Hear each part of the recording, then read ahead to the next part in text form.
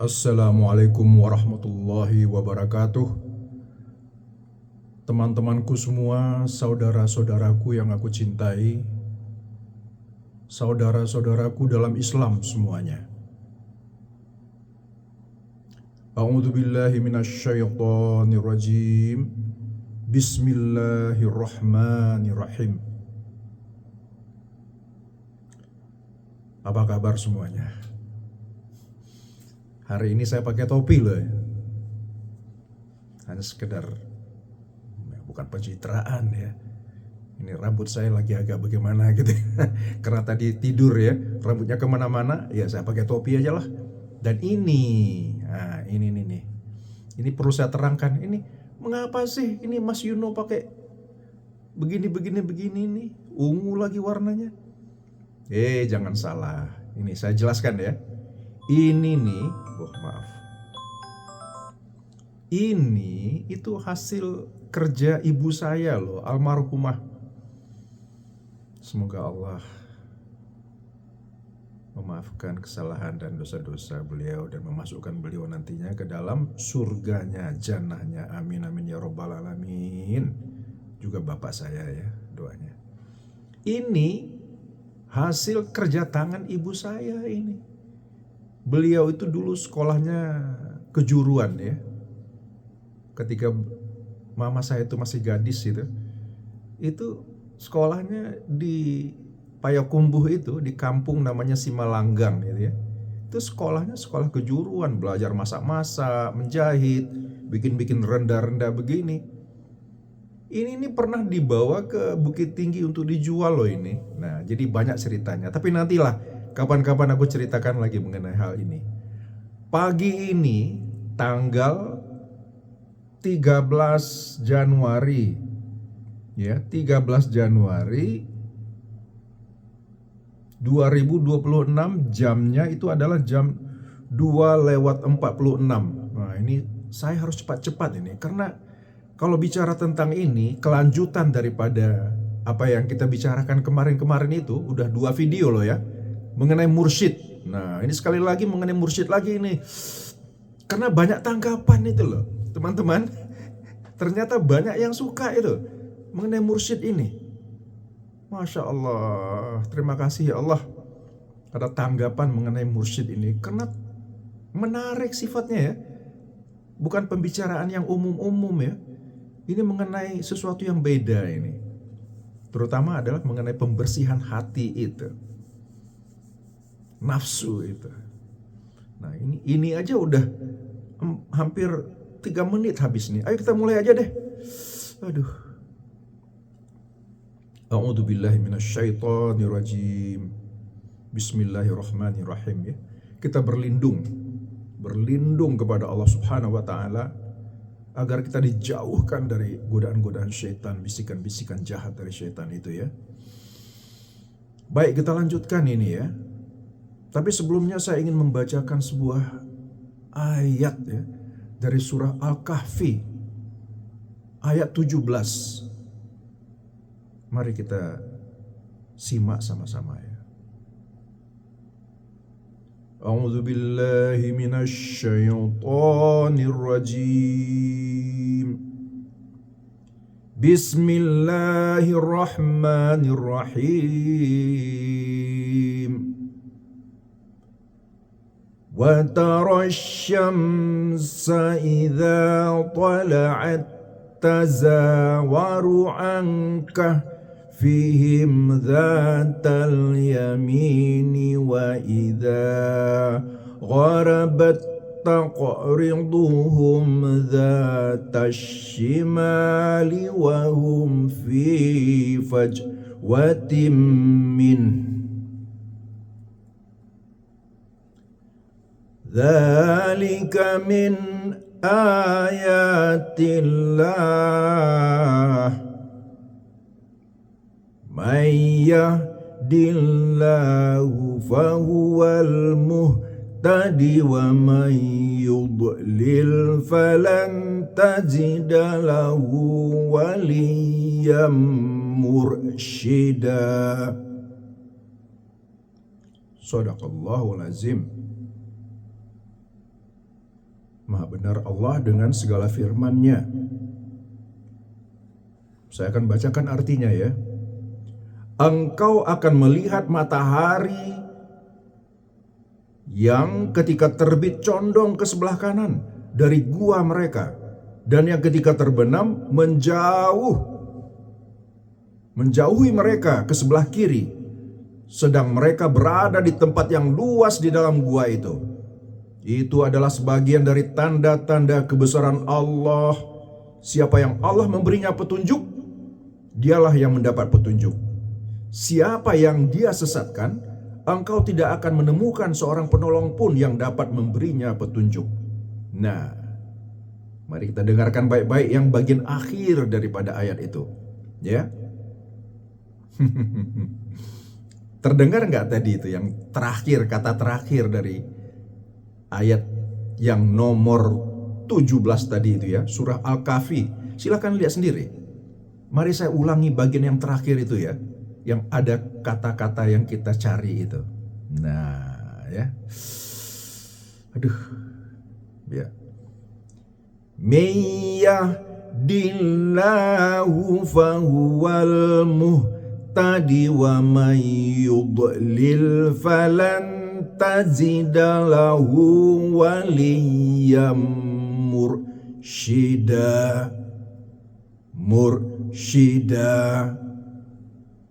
Tuh dia tuh, mursyid. Ya. Tapi kalau dalam terjemahan di sini, siapa yang disesatkan oleh Allah, ya, siapa yang Dia sesatkan, Dia di sini adalah Allah, engkau tidak akan menemukan seorang penolong pun. Nah, itulah mursyid itu. Seorang penolong yang dapat memberinya petunjuk. Jadi mursyid itu adalah seseorang yang berilmu tinggi, yang bisa menjawab pertanyaan-pertanyaan orang yang bertanya tentang agama Islam, tentang firman-firman Allah, dan lain-lain sebagainya yang terkait dengan perintah-perintah dan anjuran-anjuran Allah dan agama Allah itu. Nah, itu surah Al-Kahfi. Waduh. Bagaimana? Kita lanjutkan? Ini bagaikan makan makanan yang enak ini. Luar biasa ini kalau udah bicara tentang hal-hal yang seperti ini tuh. Waduh. Mudah-mudahan kalian suka juga ya. Kalau nggak suka juga nggak apa-apa. Karena durian itu seperti yang saya bilang kemarin, ya. Durian itu tidak semua yang suka. Bagi yang suka, pengen makan durian tiap hari. Bagi yang tidak suka, nggak apa-apa juga kok. Silahkan, bebas. Kan ada buah-buahan yang lain gitu loh. Bukan durian apa? Durian itu bukan hanya satu-satunya buah. Mau makan yang lain juga silahkan. Baik, kita kembali kepada permasalahan kita yang luar biasa ini. Ini belum udah 6 menit ini. Waktu itu cepat berlalu. Wal asr, innal insana lafi khusr. Tahu kan? Mencari guru mursyid wajib hukumnya, kata artikel ini.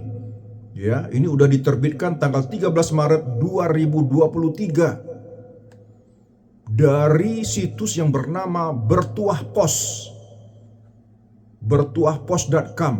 Nah, kalian tentu bertanya, siapa yang nulisnya? Ayo dibilang dulu dong, Mas Yuno, siapa yang nulisnya? Kami perlu tahu dulu nih siapa yang nulisnya ini. Ternyata waktu saya scroll down itu, ternyata orangnya berseragam gitu loh. Ternyata beliau itu adalah Kepala Kejaksaan Tinggi Riau. ALS, apa itu artinya? ALS RD Mahmud Sirnadirasa. Ya. Itu nama beliau ini yang pakai seragam militer ABRI, pakai topi resmi itu. Lihat sendiri nanti ya. Adalah Dr. Supardi SH.MH. Jadi bukan orang sembarangan. Insya Allah itu ya, saya itu mencari artikel-artikel dari orang-orang yang memang punya ilmu dari segala macam kalangan. Nggak mesti Muhammadiyah, nggak mesti NU, nggak mesti dari tarekat ini, tarekat itu. Selama itu sesuai dengan Al-Quran dan hadis dan sunnah, kita coba bicarakan gitu ya. Paling tidak kita bicarakan gitu loh. Yang benar kita terima, yang mungkin ada kekeliruan, yang gak usah dipakai juga nggak apa-apa kan. Baik, mencari guru mursyid wajib hukumnya. Saya mau cepat-cepat aja nih. Karena waktu kita tuh singkat gitu. Mana tahu nanti saya mati habis ini, mana tahu kan. Harus siap-siap. Jadi harus saya sampaikan dulu ini. Baik, bismillah. Saya minum dulu ya. Mana minuman saya tadi? Nanti aja lah. Tanpa seorang pembimbing guru mursyid, maka mustahil engkau bisa menikmati iman Islam, katanya. Itu artikelnya dimulai dari situ. Jadi kaget saya ya. Tanpa seorang pembimbing guru mursyid, maka mustahil engkau bisa menikmati iman Islam. Waduh, gawat ini kalau udah begini nih. Tertarik kan? Bismillahirrahmanirrahim. Ya. Artikel ini dimuat seperti itu.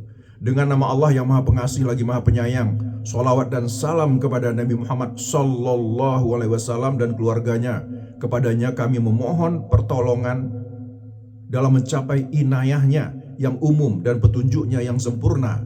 Amin ya Rabbal Alamin. Nah, jadi Bapak ini, siapa tadi namanya? Bapak Supardi ini. Nah, mudah-mudahan kita doakan ya, kita doakan Bapak Supardi ya. Mudah-mudahan beliau mendapatkan berkah dari apa yang dia sampaikan dalam tulisan beliau itu yang udah diterbitkan 2 tahun yang lalu. Nah, kita doakan beliau ya. Beliau mengatakan, sahabatku yang setiap saat kudoakan semoga engkau hidup penuh kebahagiaan, penuh rahmat dan berkah Allah Subhanahu wa taala. Ketahuilah sahabat, aku pernah membaca firman Allah Ta'ala dalam surah Al-Kahfi ayat 17 yang tadi barusan saya baca. Makanya saya baca kan. Nah, karena sesuai dengan apa yang dia sebut di dalam tulisannya. Itu malah digarisbawahi waliyam mursyida, pakai gede-gede hitam itu dia garis bawahi itu. Ya. Dan artinya tadi sudah saya bacakan. Nah, mari kita masuk. Namun siapakah waliyan mursyidan yang dimaksud dalam firman Allah tersebut? Saya, kata Pak Supardi tadi, mencoba untuk mengungkapkannya. Wah, hebat juga ini Bapak ini cara menulisnya ya. Sesungguhnya Rasulullah SAW diutus ke dunia bukan sekedar menyampaikan kebenaran dari sisi Allah atau hanya menyampaikan hukum-hukum yang diperbolehkan atau yang dilarang oleh Allah. Namun tentunya ada tujuan yang lebih hakiki dari keberadaan seorang nabi, yaitu agar manusia bisa mengenal Allah dan merasakan kehadirannya dalam setiap saat dan dalam tiap helaan nafasnya. Waduh, bahasa Bapak ini hebat juga ini Bapak ini. Saya sebagai penikmat seni bisa merasakan ya dari tinjauan seninya itu. Rasul adalah pembawa wasilah. Sekali lagi, pelan-pelan ya, pelan-pelan kita ini. Rasul adalah pembawa wasilah dari sisi Allah dan melalui wasilah itulah manusia bisa berkomunikasi dengan Allah. Melalui wasilah itulah ya. Sebentar. Alarmnya mulai hidup itu.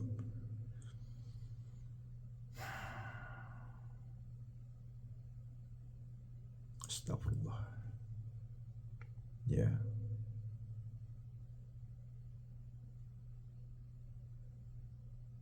Jadi manusia bisa mengenal Allah dan merasakan kehadirannya dalam setiap saat dan dalam tiap helaan nafasnya. Rasul adalah pembawa wasilah dari sisi Allah dan melalui wasilah itulah manusia bisa berkomunikasi dengan Allah.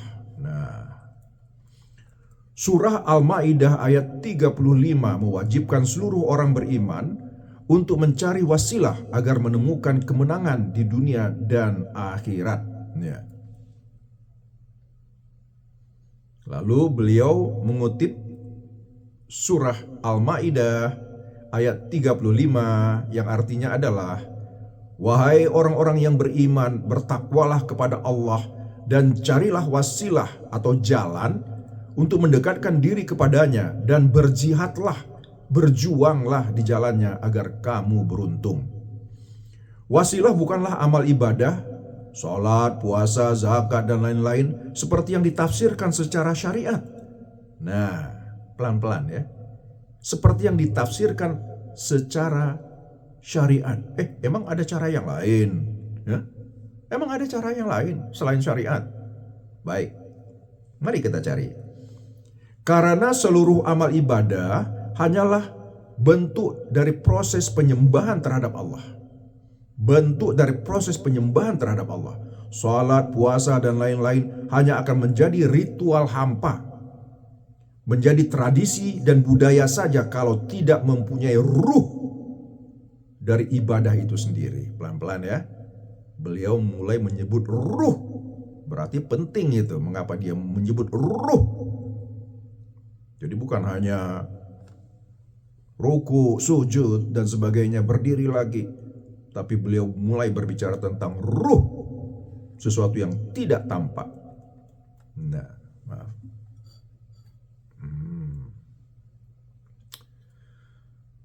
Ibadah mempunyai unsur zahiriyah dan batiniah. Waduh, istilahnya mulai masuk ini.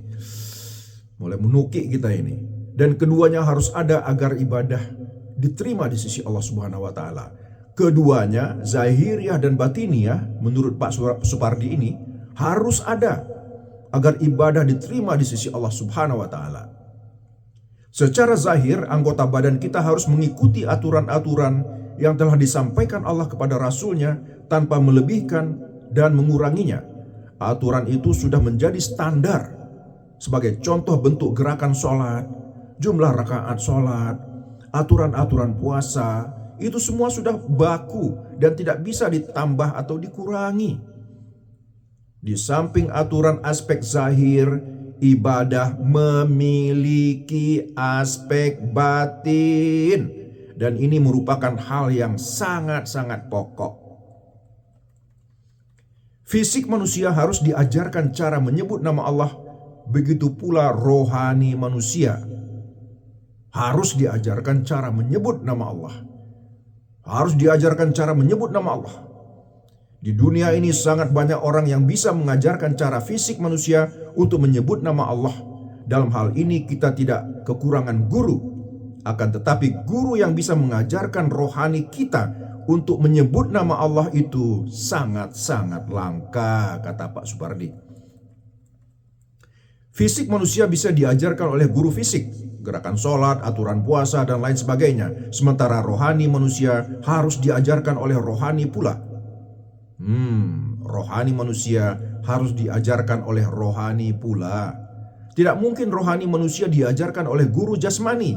Ya benarlah, iyalah. Masa tak? Ya, masa tak? Tidak mungkin rohani manusia diajarkan oleh guru jasmani. Keduanya mempunyai unsur dan sifat yang berbeda. Ya iyalah, ya kan? Benarlah Bapak Supardi ini, benar. Saya tidak menyangkanya Pak, ya. Saya nggak menyangkanya Pak. Unsur kalimah Allah yang ada dalam diri Muhammad bin Abdullah, inilah yang menyebabkan pangkat beliau bisa menjadi rasul. Nah, pelan-pelan ya, pelan-pelan. Nur Allah yang diberikan kepada Rasul dan orang-orang yang dikehendakinya, itulah yang kemudian disebut sebagai wasilah. Nur Allah yang diberikan kepada Rasul dan orang-orang yang dikehendakinya, itulah yang kemudian disebut sebagai wasilah, yaitu jalan. Disinilah sebenarnya letak perbedaan antara pengamal tarekat atau tasawuf dengan orang yang hanya memahami Islam secara syariat saja. Pelan-pelan, pelan-pelan. Ini hati-hati. Pengamal tarekat untuk bisa menapaki jalan berguru, terlebih dulu memahami dan menjalankan aturan-aturan Allah yang kita sebut sebagai syariat. Dan aturan itu akan tetap dilaksanakan seterusnya. Aturan itu akan tetap dilaksanakan seterusnya. Perhatikan. Ya. Pelaksanaan syariat oleh pengamal tarekat tidak lagi hanya sekedar memenuhi kewajiban ibadah, akan tetapi mereka sudah masuk kepada alam hakikat dari ibadah itu sendiri. Wah, Masya Allah. Mudah-mudahan Allah memberikan kita hikmahnya ya. Memberikan cahaya yang terang benderang ini ke dalam diri kita ini. Supaya kita tidak sesat. Siapa yang mau sesat? Gak ada yang mau sesat. Gak tahu lah, mungkin ada, saya gak tahu ya. Tapi kebanyakan orang itu gak mau sesat kok. Maunya berangkat ke tujuan lalu sampai ke tujuan gitu. Tujuan kita apa? Ayo. Dalam kasanah ilmu tasawuf, guru mursyid mempunyai peranan besar dalam membentuk hierarki manusia untuk sampai ke tingkat realisasi tertinggi dalam menempuh perjalanan spiritual karena dimensi Al-Quran telah tertanam dalam dirinya. Hanya saja persoalan ini jarang dikupas dan diteliti lebih dalam sehingga masih menjadi sebuah misteri dalam kehidupan manusia. Bahkan pemuka agama sekalipun banyak yang belum mengetahui. Guru mursyid hanya dimengerti oleh hati yang terbuka dan jiwa yang telah disucikan. Lalu kita jadi bertanya-tanya ya, Pak Supardi ini bagaimana beliau ini? Sepertinya ilmunya udah tinggi ya. Dari kata-katanya kita mendengar, wah ini Pak Supardi ini walaupun pakaiannya pakaian militer kayak jenderal gitu, tapi agamanya insya Allah dan pemahamannya insya Allah ya. Hanya Allah yang tahu ya. Wallahu alam. Predikat mulia yang diberikan secara khusus oleh Allah kepada manusia, pilihan ini sebenarnya secara gamblang telah disebutkan dalam Al-Quran. Surah Al-Kahfi ayat 17 yang tadi saya bacakan ya. Waliyam mursyida, artinya wali yang mursyid. Kata wali di sini dalam versi kaum sufi diartikan sebagai tokoh atau figure, manusia yang suci, pemimpin rohani, manusia yang taat beribadah kepada Allah dan Rasulnya. Sedangkan kata mursyid diartikan sebagai nur ilahi, cahaya ilahi atau energi ilahi. Nah, dalam Quran surah An-Nur ayat 35, cahaya di atas cahaya, Tuhan akan menuntun kepada cahayanya siapa yang dikehendakinya. Masya Allah. Sadaqallahul azim. Maha benar Allah dengan segala firman-Nya. Ini kata-kata Allah loh ini, bukan kata-kata saya atau eyang siapa begitu, bukan. Bukan kata kiai atau kata siapa, Gus Baha atau siapa, Pak Ustadz Somad, bukan. Kata Allah ini. Cahaya di atas cahaya, Tuhan akan menuntun kepada cahayanya siapa yang dikehendakinya. Quran surah An-Nur ayat 35. Waduh, ini hampir 25 menit. Kok cepat banget ya waktu itu ya. Saya jadi heran ini, lama-lama kok saya jadi heran ya. Belum apa-apa udah hampir 25 menit. Jadi hakikat mursyid itu tidak berwujud. Nah, pelan-pelan. Dia mengatakan, jadi hakikat mursyid itu tidak berwujud. Akan tetapi setelah masuk ke dalam rumah wujud, barulah ia memiliki wujud. Ini kata-katanya enggak gampang-gampang dicerna ini. Udah masuk kepada sesuatu yang dibalik materi. Nah, itu dia. Kalau ibarat lukisan saya, itu bukan hanya catnya lagi, bukan hanya kanvasnya lagi, bukan hanya komposisi teksturnya lagi, sudah berbicara tentang makna, apa yang dibalik cat-cat itu, apa yang dibalik kanvas kain itu. Udah lain lagi levelnya. Ya. Jadi hakikat mursyid itu tidak berwujud, akan tetapi setelah masuk ke dalam rumah wujud, barulah ia memiliki wujud. Nah, jadi bedakan. Maka nur ilahi atau energi ilahi yang telah mewujud dalam rohani sang guru itulah yang disebut dengan waliyah mursyida. Nah, nih kata-katanya nih, mursyid itu tidak banyak. Yang banyak adalah badan ragawi yang disinggahi. Hanya penampakan fisiknya, ibarat pancaran sinar matahari yang masuk ke berbagai lubang. Kelihatan banyak, tetapi hakikatnya hanya satu. Sinar itu juga. Sinarnya itu cuma satu. Kata nur cahaya yang bermakna mursyid tidak diartikan sebagai cahaya dalam pengertian bahasa. Mursyid sendiri berasal dari kata irsyad yang artinya petunjuk. Petunjuk yang bersumber dari nur ilahi. Kata-kata irsyad ditambahkan mim di depannya, maka petunjuk tersebut terdapat pada sesuatu atau dimiliki oleh sesuatu. Maka mim harus diartikan sebagai seseorang yang memegang kualitas irsyad. Pelan-pelan ya.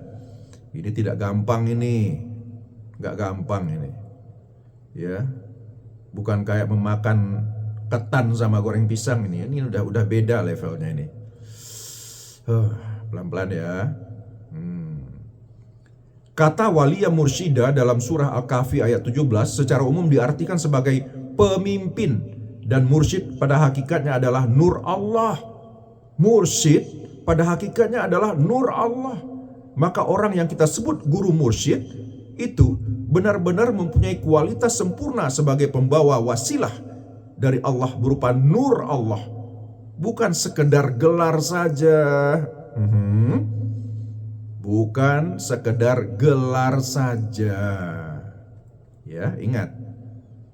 Banyak yang mengaku mursyid di Indonesia, di Jakarta aja banyak mursyid. Di mana-mana, di Payakumbuh, di Riau, di Kalimantan, di Jawa Barat, Bogor, Jawa Timur, Jawa Tengah banyak mursyid. Di Sulawesi sampai ke pelosok-pelosok. Ya. Banyak mursyid. Tapi betulkah semuanya itu mursyid? Sesuai dengan pengertian yang baru kita baca ini. Ya. Jadi mursyid itu bukan sekedar gelar. Gelar itu bisa saja. Saya ini sekarang punya gelar ya. Seseorang yang berselendang warna ungu, itu gelar saya sekarang ini. Ya. Katakanlah begitu ya. Tapi siapa saya itu sebenarnya? Nah, ini yang harus kita pikirkan dan renungkan itu loh. Betulkah si anu itu mursyid? Bisa aja namanya Kiai Haji bla bla bla bla bla bla bla bla bla, eyang ini, eyang itu, eyang ini. Pakai gelar-gelar yang lain-lain lagi. Bisa saja, boleh. Itu duniawi semua itu. Kalau di mata Allah itu siapa kamu itu? Nah, ini. Di mata Allah siapa kita ini? Dilihat Allahkah gelar dokter Anda itu? Gelar doktor Anda itu? Gelar profesor Anda itu? Insinyur, Kiai Haji, ya, Master of Fine Arts, Bachelor's degree, bla bla bla bla bla bla bla bla bla. Apakah itu dilihat Allah? Apa yang dilihat Allah? Pertama-tama. Ingat nggak? Apa yang dilihat Allah pertama-tama? Apakah gelarnya, pakaiannya, kulitnya, hidungnya yang mancung atau pesek? Rambutnya yang gondrong atau rambut berombak atau lurus? Apakah itu yang dilihat Allah pertama-tama? Coba. Yang mana? Begitu langkahnya guru mursyid yang benar-benar memenuhi kualifikasi sebagai mursyid, sehingga Imam Al-Ghazali mengatakan menemukan guru mursyid itu lebih sulit ketimbang menemukan sebatang jarum yang disembunyikan di padang pasir yang gelap gulita. Masya Allah. Imam Al-Ghazali disebut-sebut lagi namanya. Mudah-mudahan Allah memberkahi beliau ya. Kita doakan juga beliau itu. Aduh, ini udah lewat 25 menit udah lewat ini. Waduh, mari kita atur lagi nih jamnya ini. Waktu itu kok cepat sekali ya, seperti katakan tadi ya. Cepat banget itu. Tiba-tiba udah mau Jumat lagi. Masya Allah. Oke, kita beri waktu 5 menit lagi lah, kita tambah itu. Ya. Pembahasan yang mendalam tentang guru mursyid diperlukan untuk memberikan keyakinan kepada pengamal tarekat, khususnya betapa luar biasa orang-orang yang telah memiliki guru mursyid yang berkualitas. Ingat ini. Yang memiliki guru mursyid yang berkualitas. Berarti apa itu artinya? Tidak semua mursyid itu berkualitas. Ya. Jadi pernyataan ini mengapa disebutkan guru mursyid yang berkualitas? Berarti ada guru mursyid yang tidak berkualitas dong. Namanya guru mursyid tapi belum tentu berkualitas. Sehingga hidup mereka benar-benar terbimbing ke jalan Allah Subhanahu wa taala. Itulah guru mursyid yang berkualitas itu, yang mampu membimbing dan membersihkan hati manusia. Tapi katanya seperti yang saya sebut kemarin, tidak semua mursyid yang mampu membersihkan hati murid-muridnya, jiwa murid-muridnya. Lalu mursyid seperti apa itu? Nah, tidak sesuai dengan definisi daripada mursyid dong ya. Sehingga mereka selalu bersyukur kepada Allah dengan jalan berkhidmah kepada gurunya dengan penuh adab dan cinta. Nah, ini kalau betul-betul kita meyakini bahwa guru mursyid kita itu adalah sebenar-benarnya guru mursyid. Ya. Kalau kita udah mendapatkan guru mursyid yang sebenar-benarnya guru mursyid, maka layaklah kita mencintai dia, patuh, punya adab ya, dan mencintai dia gitu loh. Karena kita melihat dia bukan lagi sebagai manusia biasa gitu. Yang kita lihat itu adalah nur yang dibawanya. Nur Allah yang dibawanya yang kita lihat. Itulah yang kita cintai, itulah yang kita hormati. Disitulah kita beradabnya. Bukan orang fisiknya, enggak. Patuh kepada guru itu sebenarnya kita patuh kepada Allah. Gampang kan? Gampang atau susah? Atau susah-susah gampang? Atau gampang-gampang susah? Tasawuf pada masa Nabi SAW adalah realita tanpa nama. Nah, pelan-pelan. Jadi beliau mengklaim bahwa tasawuf itu udah ada dulu, tapi tanpa nama. Sedangkan tasawuf saat ini adalah nama. Pelan-pelan. Sedangkan tasawuf saat ini adalah nama tanpa realita. Kecuali hanya sedikit yang menjalankan realitanya dalam bimbingan mursyid yang sejati. Ya, mursyid yang sejati. Tasawuf bukanlah membaca buku-buku tasawuf dan mengkaji dari berbagai teori tasawuf seperti Ibnu Arabi, Asy-Syadzili, Al-Qadiri, Maulana Jalaluddin Rumi, seperti banyak kajian tasawuf di berbagai kampus saat ini. Karena itu berarti sekedar mengenal tasawuf, bukan bertasawuf. Jadi bedakan ya, bertasawuf dengan mengenal tasawuf itu adalah dua hal yang berbeda. Ibarat hewan, gak bisa disamakan kucing dengan ular, itu gak bisa. Ular ya ular, kucing ya kucing, domba ya domba, musang ya musang, ayam ayam. Jangan dicampur adukkan ya. Mentang-mentang udah baca buku sekian puluh tentang tasawuf, terus ngaku-ngaku mursyid. Nggak bisa. Ngaku-ngaku bertasawuf, ya nggak bisa. Sungguh sangat berbeda jauh antara mempelajari buku atau hadir dalam ceramah tasawuf dan bertasawuf yang sesungguhnya. Saya ulangi, sungguh sangat berbeda ya antara mempelajari buku atau hadir dalam ceramah tasawuf dan bertasawuf yang sesungguhnya.